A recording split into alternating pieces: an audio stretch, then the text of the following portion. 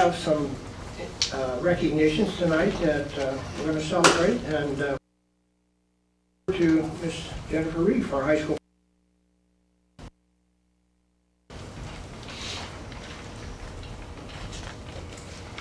Good evening. I would like to start off tonight's recognitions by introducing junior Mallory Engel. She represented Columbia City High School at the oops, that's not wrong. There we go. Good evening. We'd like to recognize junior Mallory Engel. She represented Columbia City High School at the IHS WCA Girls State Wrestling Competition on January 20th. Mallory is the state champion in the 113-pound weight class. She is coached by Blaine Culp. Congratulations, Mallory.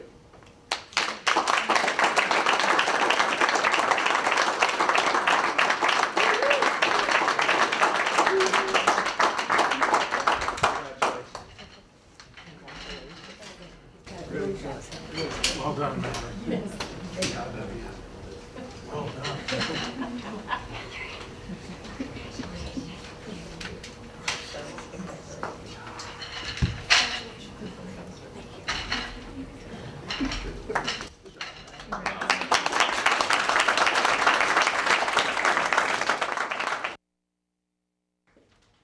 We have two other recognitions, and I'm just going to turn this over to Mrs. Reeve and let her take that. We would also like to recognize senior Brad Johnson and sophomore Maddie Schrader. They are two members of the FFA National Champion Livestock Judging Team. Their teammates are graduates Amber Farrell and Luke Schrader. They competed in Denver, Colorado, January 4th through the 8th.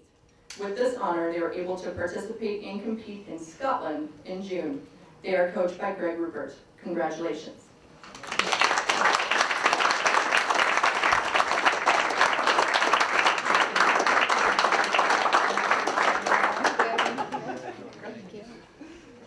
I'm excited for you. Congratulations. Yeah, great job. Good job. Congratulations. Well done.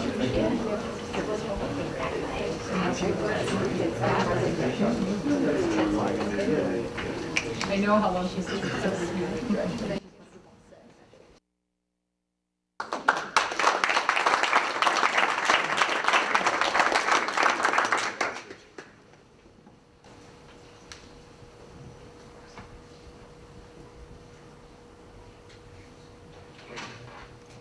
I think you have one more, am I right? Oh, okay. Patience, right?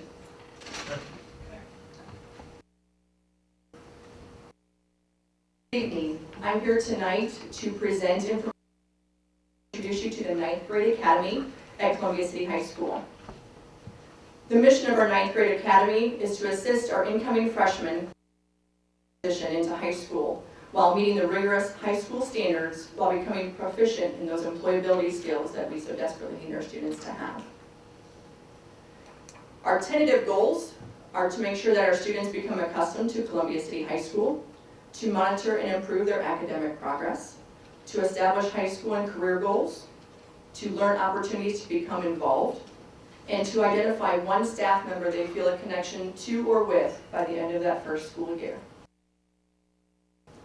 Our academy features, which make us unique. Students will remain with the teachers in their academy for the entire year.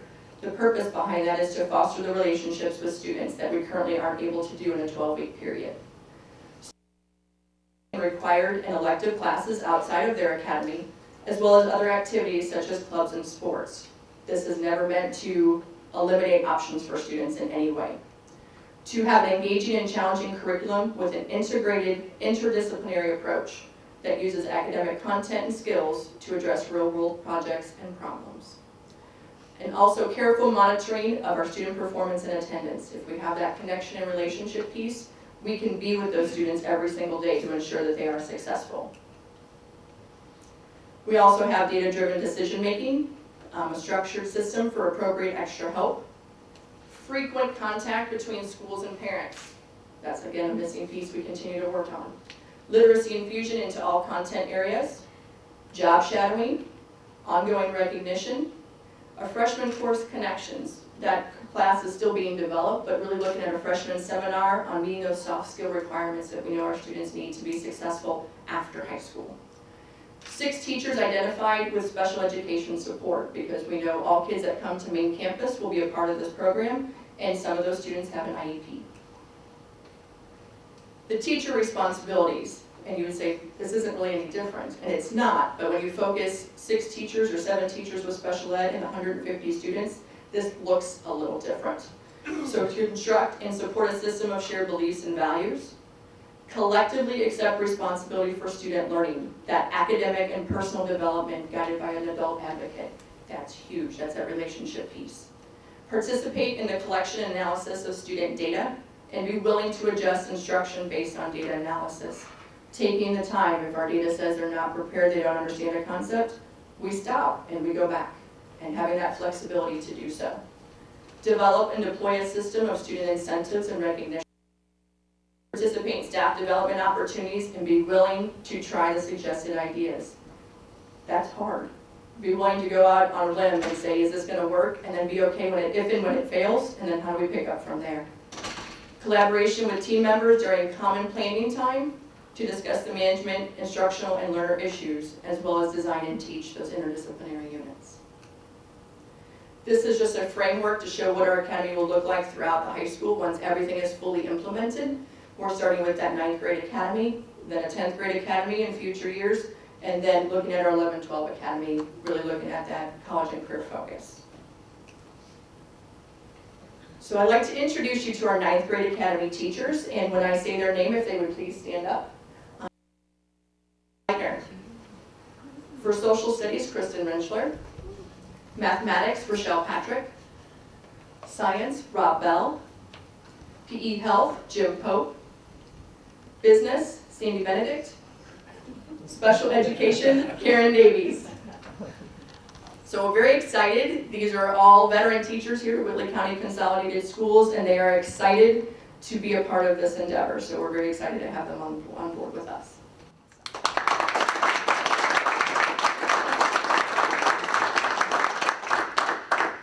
So what will they teach? They will teach English 9th grade.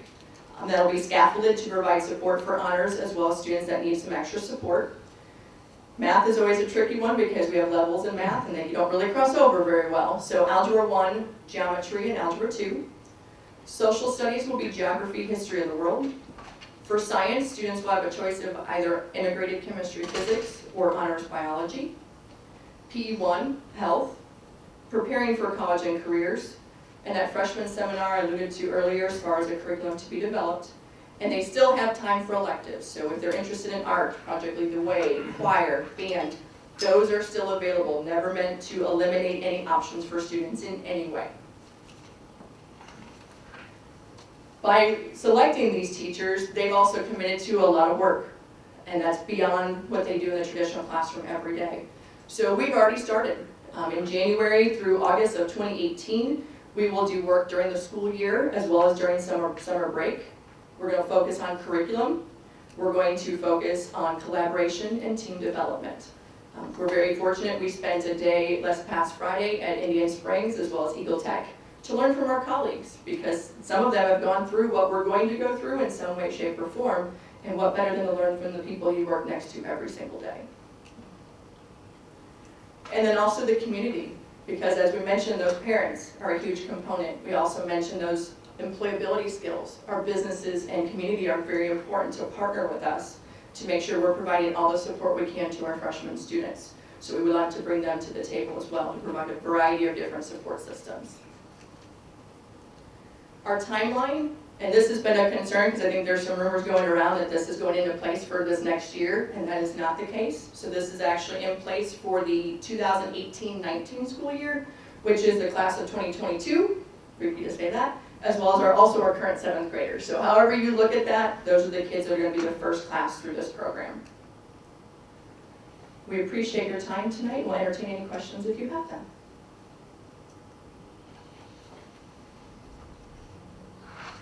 No question.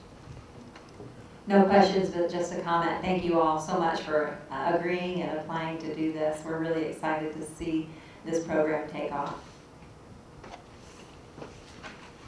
Likewise here, I really appreciate the fact that we have so many really good teachers that are willing to go back to school because this is hard work. Oftentimes that's not the case with veteran teachers, so we really appreciate you. Thank you. Mr. Armstrong, I also wanted to thank Mrs. Reed for her work thus far. I would like to point out that the teachers here are the pioneers for this 9th grade academy.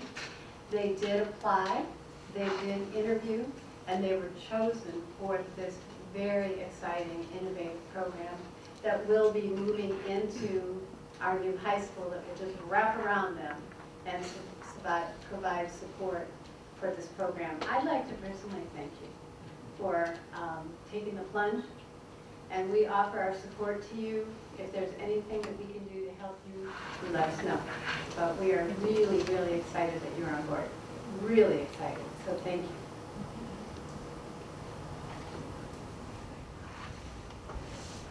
Okay, we have one more presentation, and I'm going to turn this one over to Mr. Bart York. Bart York. That's a hard thing to say. And Bart will tell you what he's about. He's with Skill Incorporated. They are the people who are going to be overseeing the building of our new high school, and we'll see what he has to tell us. Thank you, Bart.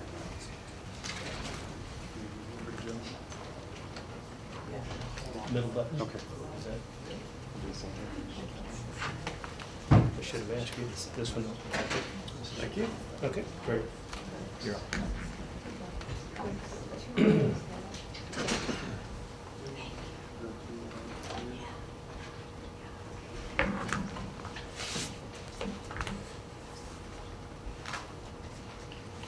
Everybody have a copy? Good evening, Dr. O'Connor, members of the board. Thank you for allowing us to come here this evening. This is sort of a change in the phase of your project, and we thought it might be a good time to make some introductions of folks that you don't know. From the Skillman Corporation, you've only pretty much had to put up with me for the last year and a half, and I really want you to understand the importance of our company, and the guys I'm going to introduce you to here in a minute is what we've been since 1972. I thought I'd start out this evening by this graph because it kind of gives you a reminder of where this journey began and the timeline that we've been in, which has been a very important timeline. I'm blessed with doing a lot of projects, and I've really never had the planning and the touching of things to go into this new building as what your administration has done. They've done an excellent job. It's taken a little bit longer, but it should, because you're building a building that's going to last for years and years and years. So you see the planning that went on after the referendum vote, and then we went into design, and here in April timeframe, May, we're going to be bidding the project with the idea of the last day of school. That next week is when we're planning on. We decided not to confuse your site with your other two existing schools, so we're going to hold off. We may do some mobilization, but basically we'll start. And you can see there that timeline of construction is, I didn't give you a critical path schedule because it would be very confusing to all of us probably, but basically the first third of your project is going to be the site development. That will probably take longer than you think it should, but it takes a while. There's a lot of dirt to move out there. Then we'll go into the building envelope, which is your walls, your structural steel, your brick, your roof systems, windows, assemblies. And then that last third of the time will be the finishes. Once we have a tight building from weather, then we'll start on the finishes. And we've programmed in 3 or 4 months for the move-in. It's amazing how long it takes to move in loose equipment, especially technology, to get the building truly ready to open and be a school that first day of school. So this is just a quick picture of what our schedule has been and what we think it will be. We'll certainly can talk more about that later on. Main purpose also this evening is to introduce some of the staffing that would be involved. This is not total staffing, but because we have a lot of support people back in the office. But I'm going to start with this. A lot of times if I do an interview, a lot of times I'll turn our organization chart upside down, because it's the site manager that really makes your project. And if Scott, if you'll stand up for a second, you'll notice Scott's played center on the basketball team too. But Scott Conaway, presently, he's been with us for 5 years, probably been in the business of building schools for 30 years. At one time, for 10 or 15 years, was also a union carpenter. So he knows how to build things. He's been in the school business most of his life, and Scott's going to give you be a great staff manager, site manager. He presently is working at Perry Township there in Indianapolis on a project. So that project will be finishing, and it's set it up perfectly for Scott. We had that plan for Scott to come to Columbia City. The next person that some of you have met is Tom Smith. Tom is our project manager. Tom, you're going to see a lot of on the site. He's on the, I should have said Scott's here every day. And then our backup is Tom. He'll be here for a lot of all the meetings and the administration. Tom's been with us a short time this second time around. He was with us 7 years. And then he decided that he wanted to build high-rise buildings and big schools in Chicago, so he left us for a few years and now has realized that that drive's not a good thing. And Tom is involved with a lot of civic in his community, and I think it's okay to say this, he's a board member of a school corporation of Union North. Yep. So he's a board member. If you have some questions, you can ask him about that as well. So Tom will be our project manager, and then Dion Kasoris is our senior project manager. Dion helps us manage our Maryville office. He's quite involved with the management, the administration, documentation of projects. Dion's been with us 15 years. And all of these gentlemen have been involved with major projects. And you say, well, he's from a Maryville office, and you knew I was from Indiana. The nice thing about this is that our offices, it makes no difference where they are. We're using all the same procedures and policies. And one of the things that, and then there's a person that we haven't named there, the assistant site manager, but it is our plan, once the project gets past some of the site, to bring another person on to help Scott, because it's a big project and it takes more than one person to manage it out there on the site. I don't know exactly. We'll probably have somewhere in the neighborhood of over 100 workforce at any given time, and keeping track of what they're doing and who they are, which is very important as well, takes more than just one person. The advantage that I have as your account executive is, with the number of years I've been with the company, I get a few privileges, and my privilege on your project is to select this team to do your project. They have had a lot of experience with school corporations such as Maryville, Crown Point, Elkhart, Perry Township, just to name, Tippecanoe Valley,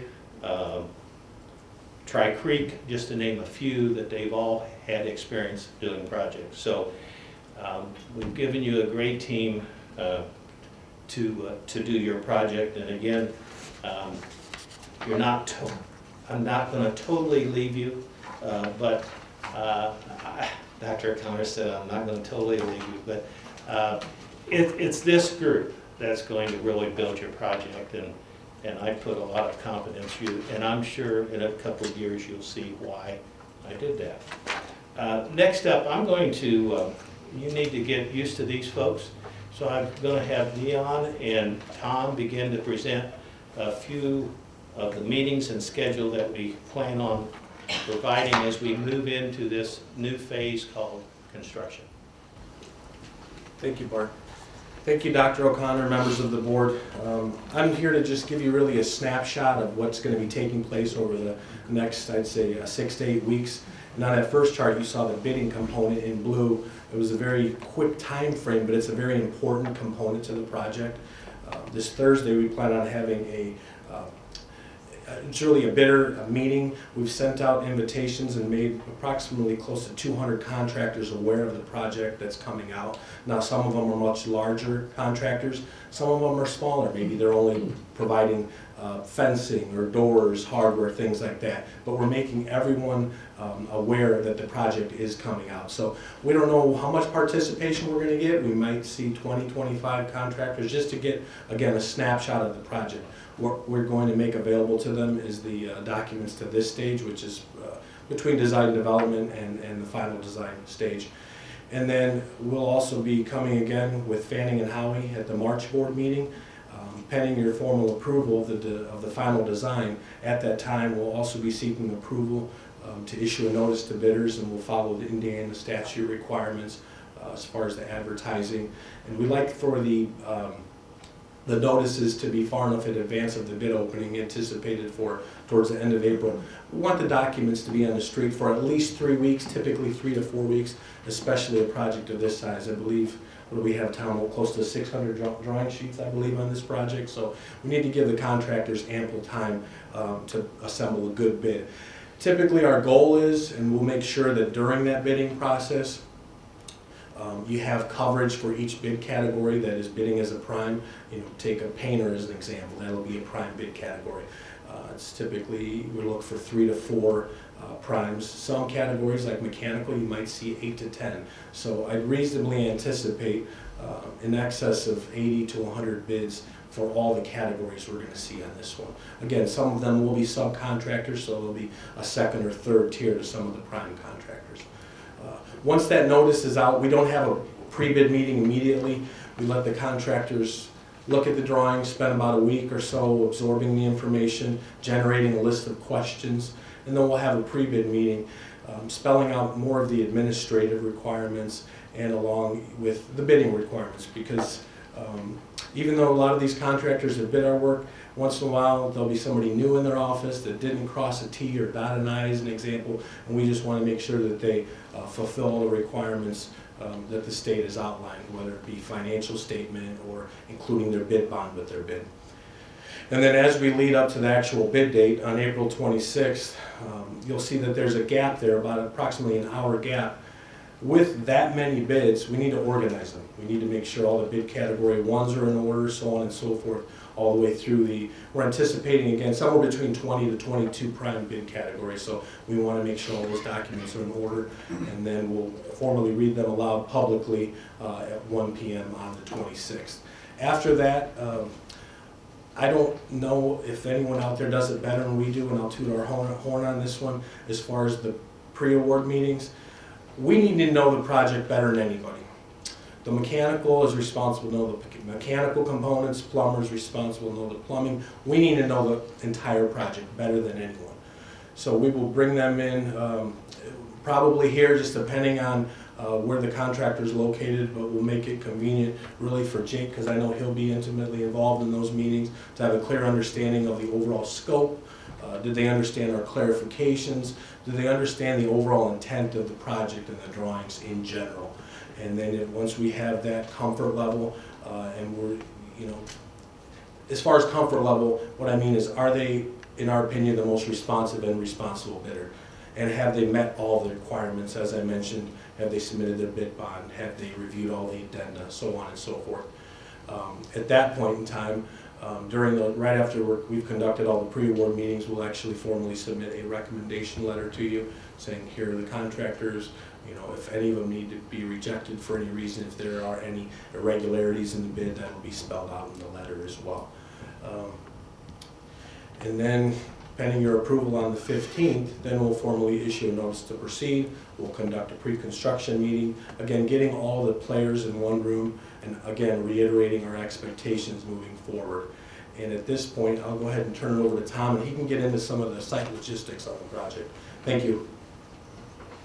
Well, I gotta get into the fun of the project, so the moment we're all waiting for is, I'm sure, June 5th, that the first week we're actually out there.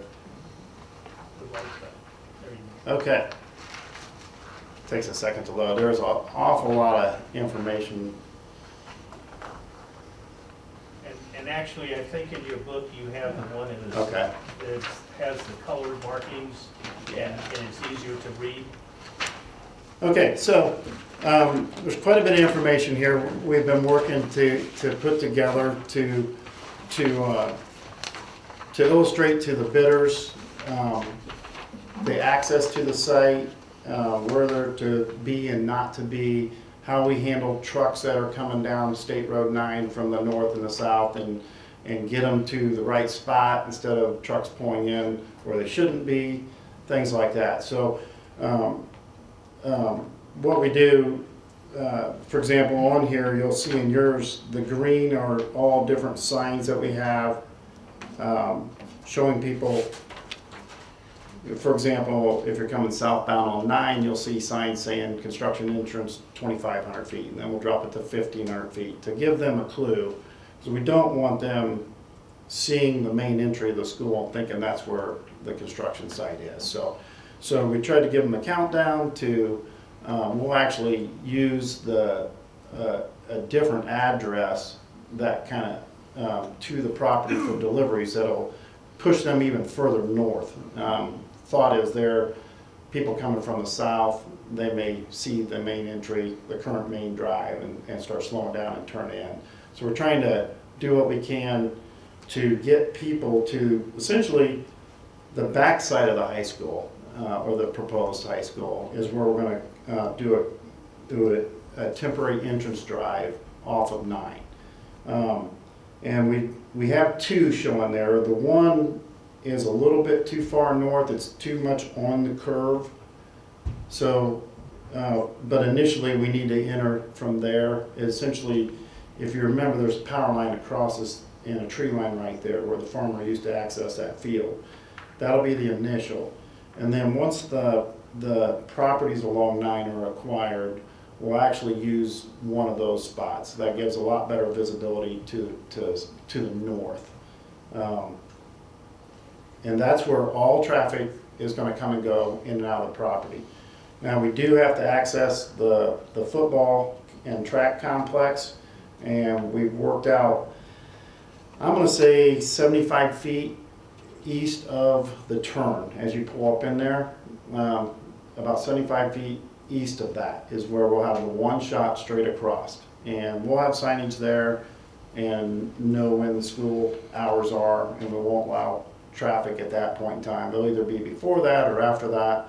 And we also obviously know Wednesdays are a later start with drop-offs. But we fully appreciate there's probably people on that drive right now. So we know what we have to do, essentially all hours that we're out there to make sure it stays clear and safe. The fencing is all in red, and we're still working through the limits here. Some of the quicker work we're thinking is over the summer, and we'll just put up some snow fence there. There's a lot of barriers, natural barriers already, but we thought we'd go ahead and put some just in snow fence since it is such a quick turnaround of work. And then that work's focus is over the summer, and then the red is more of a temporary, more of a permanent temporary fence, so chain link fence. So I think that pretty much covers everything. Again, we're going to pull off of 9, kind of the backside of the school, and then eventually we'll move that to a little bit south for better visibility. So hopefully by fall, we're coming in and out of that same spot for the next 2 years, so 3 years. And with that said, I pretty much touched on everything here. The site plan, the entrance, the signage, the fencing. Our office right now, we're gonna hopefully be able to utilize one of the homes that's there now. And what we do is kind of lock down the garage and make that our conference room, and we use the bedrooms for offices. It's right there where we're gonna be entering the site, so we'll know who all's coming and going. We are looking at camera options. That's the webcam. At least at a minimum, a steel shot every 24 hours. There's a variety of systems, so I'm rounding up quotes to consider different options there. Last couple things, worker IDs. We'll put everybody that comes on property that's working on the property. Drivers or drop-offs and salespeople are a little different, but all workers, we'll put them through an orientation. There's quite a few things they acknowledge, and then they'll get a badge number. And if there's an issue, we know the number of the guy. It's a lot easier to pick out a number. Then background checks is another thing we do, and certainly the background checks will come into play when we go to the middle school for the IT. But short of that, we should stay separate almost all the time. So that's all I have. Thank you, Tom. That's fine. Thank you, guys. Just a couple side comments. All the fencing that we're talking about, we're seeing your site as a site where there's a lot of students, a lot of staff, and a lot of activity. And we will separate our construction from your activities. And we will play by your time frames. And like Tom was saying, there's things that we'll have to do to work around what you're doing on your campus. So there'll be a lot of communication between the campus folks and Jake and Scott as they're going through this, so we communicate what's going on. It's all about safety and security, and even though there's a lot of land out there, we also know you have 2 schools that we must keep separated from the construction. The last slide that I bring to you is, we don't know when we're going to have board updates, but what we'll do at some points in time, we'll give you what we've completed work in place, what we're going to plan the work to be, say the next month or 2 months or 3 months or whatever. Just a schedule overview. We spend a lot of time working with the schedule, and we update it on a monthly basis. So if we would happen to get behind a little bit, the sooner you can make up the little bit behind, the more time you have in which to do that. So we don't wait until the last minute to make that schedule up. We'll give you a simple budget overview. When I say simple, it's not simple as we're taking care of it, because we're keeping track of that on a daily basis, and there's a lot of involvement of that. And then we'll provide you some project photos just so that you can see what has taken place and get a feel for what's going on in the project.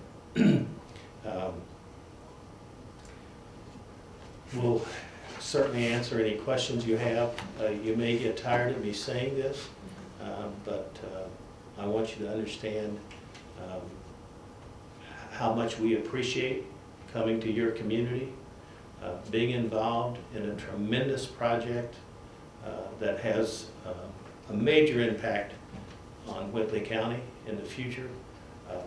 The involvement we've had with your staff, the involvement we've had with Fanning and Howie, which I think has provided you a great design and leadership.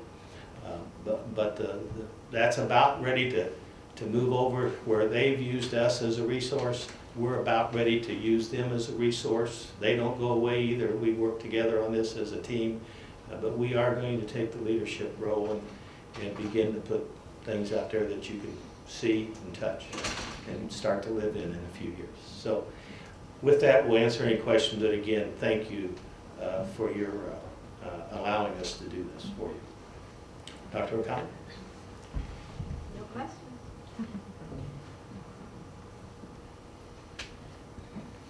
Thank you, doing too good a job, Bart. We don't have any questions, there's a problem there. My intent. Thank you, guys, really appreciate it. Looking forward to good things. You bet.